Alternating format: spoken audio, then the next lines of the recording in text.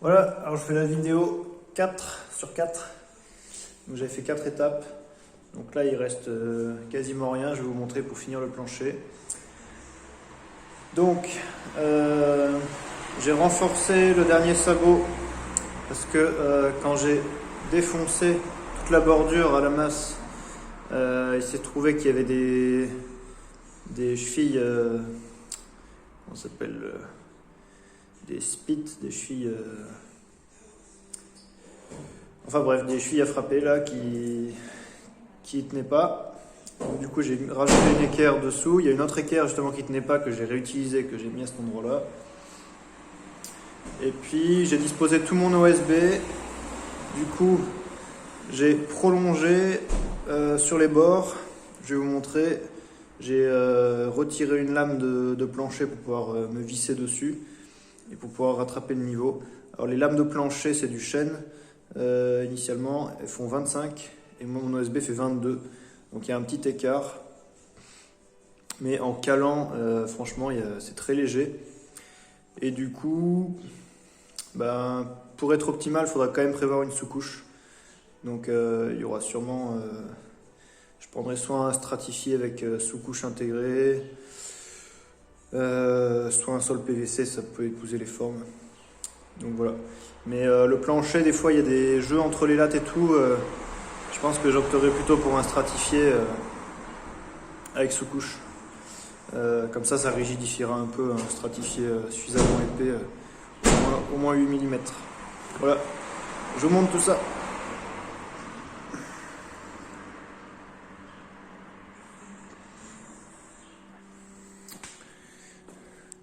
Donc c'était à ce niveau-là.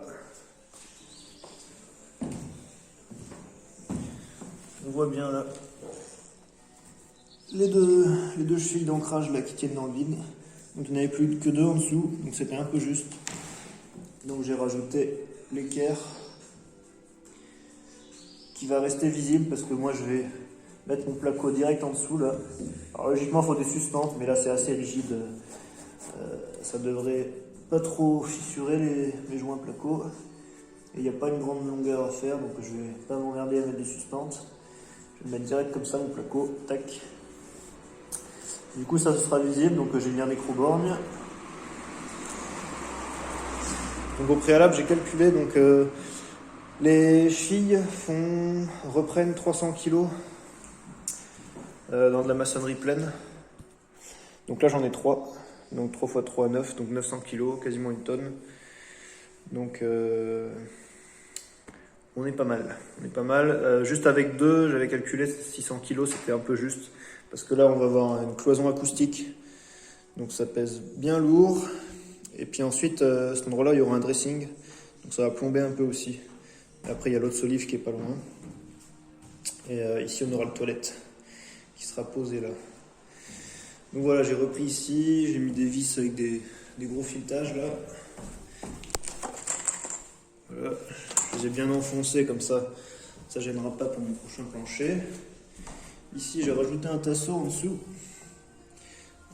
pour supporter le bout. Bon, on voit pas bien, mais on l'aperçoit là entre. Et voilà, lame de plancher que j'ai retirée. Donc il y avait une lasure dessus, je sais pas quoi. Sinon, le chêne brut en dessous. Donc celle-là, je vais les mettre de côté. Parce qu'au cas où il y en a une qui pète un jour ou l'autre, ça peut me servir. Et donc j'avais calpiné, normalement il fallait que je découpe, ça passait pas. Et en fait, vu que lui je l'ai rapproché pour qu'il porte sur les lambourdes en dessous qui tenaient le plancher, du coup avec mes lames il me reste un petit jour là. Donc je vais boucher quoi, je vais plancher, je regardais ça là, ça pouvait presque passer là, si je faisais sauter la languette. Et je vais mettre des petites lames pour boucher cette zone là. Au préalable il y a eu un gros boulot nettoyage de gravats là. Donc lundi ils me remettent le jus. Donc moi je vais doubler isoler ici. Donc je vais demander qu'il me fasse sauter là tous ces trucs là, ça sert à rien, ça sert plus à rien, le protecteur jaune aussi. Donc je vais voir s'ils peuvent m'enlever tout ça, comme ça moi je peux faire mon doublage jusque là, sans problème, enlever au moins ça et ça.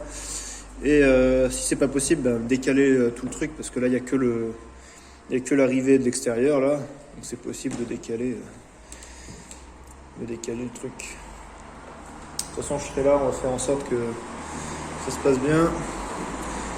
Ça, il va falloir que je l'évacue pour le stocker quelque part. Et là je m'apprêtais à continuer les fenêtres. Au niveau du solivage, c'est à peu près tout. Bon, il y avait des gravats qui étaient tombés sur la dernière solive qui était contre la dalle. Et du coup, ça l'avait un peu tordu. Donc j'ai réussi à tout enlever et redresser la solive quand j'ai tenu l'OSB. Et maintenant que c'est vissé, il n'y a plus vraiment de souplesse. C'est bien rigide. Maintenant que c'est bien vissé, bien liaisonné, c'est nickel. Voilà les gros blocs de béton qu'il faudra évacuer là. Donc là on a stocké tout le matos ici. Donc là on a les 2 fenêtres que j'avais déjà posées. Là il m'en reste 3 ici à poser. Une là et les 2 là. Et là il y a celle-ci qui ira là-bas. Il m'en restera 2 petites comme ça, ici et puis au rez-de-chaussée. Plus une grande porte-fenêtre, mais je verrai plus tard pour ça. J'ai tout nettoyé.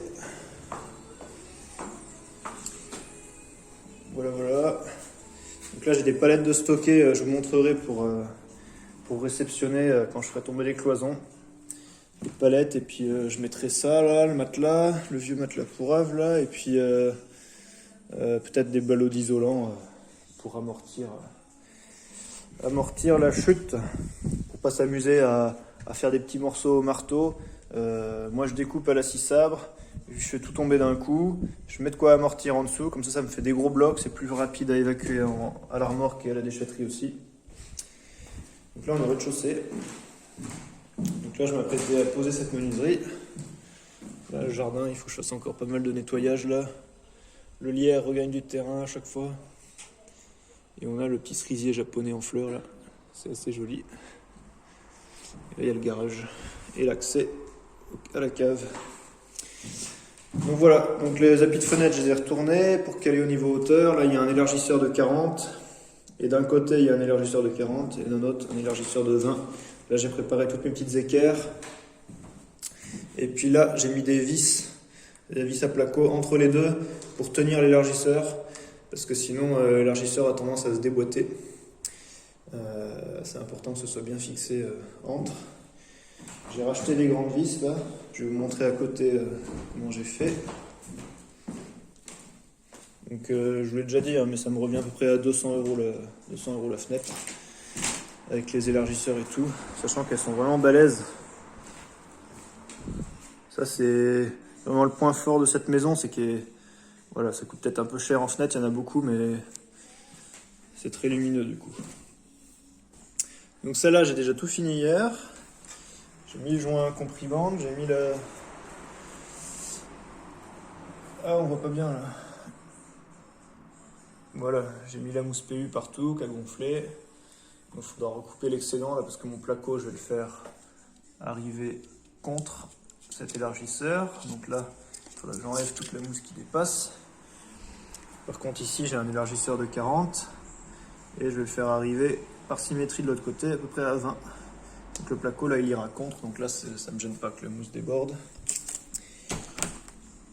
Et donc il me restera uniquement les joints extérieurs à faire. Donc ici là je vais le faire en OMS, que ce soit bien résistant, qu'il n'y ait pas de fissuration ou de fuite à l'avenir. Je vais le faire remonter sur les côtés et après les joints classiques silicone. Donc là mes petites vis de maintien du profilé, et puis là c'est des grosses vis qui vont directement dans le dormant, dans le bois existant, dans le dormant bois ici. Les volets sont nickel, il faut les décaper, les repeindre, mais sinon ils fonctionnent très bien.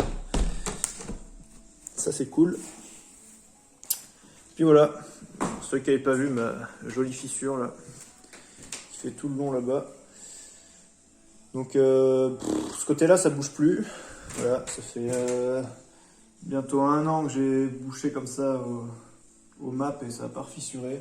De l'autre côté, il y a des toutes petites fissures dans les pièces d'à côté.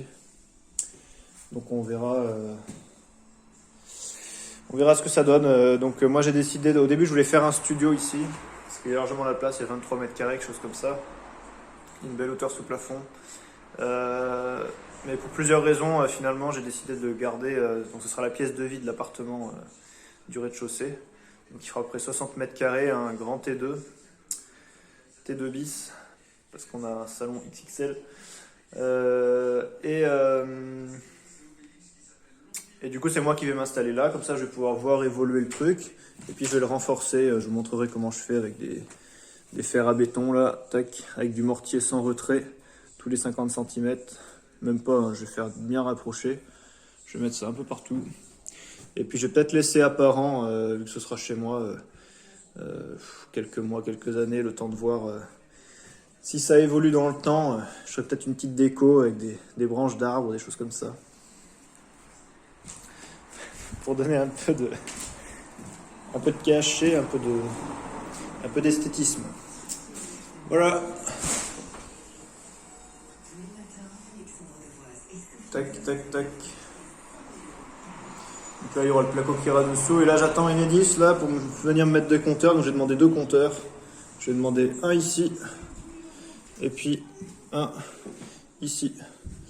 Normalement, jusqu'à 3 compteurs, il n'y a pas besoin de colonne montante. 3 compteurs au total, donc j'en ai déjà un existant, j'en ajoute 2. Donc ça me fera 3 au total. Donc ça devrait passer. Voilà, on croise les doigts pour que ça se passe bien et que ça ne coûte pas une blinde. Voilà. Je vous tiendrai informé quand j'aurai finalisé les choses avec Enedis, comment ça se passe et combien ça coûte, etc. Je vous donnerai toutes les infos. Allez, je vous dis à bientôt pour la suite. N'hésitez pas à mettre un petit pouce, à commenter et puis à vous abonner. Et puis on se retrouve à bientôt pour la prochaine vidéo. Ciao!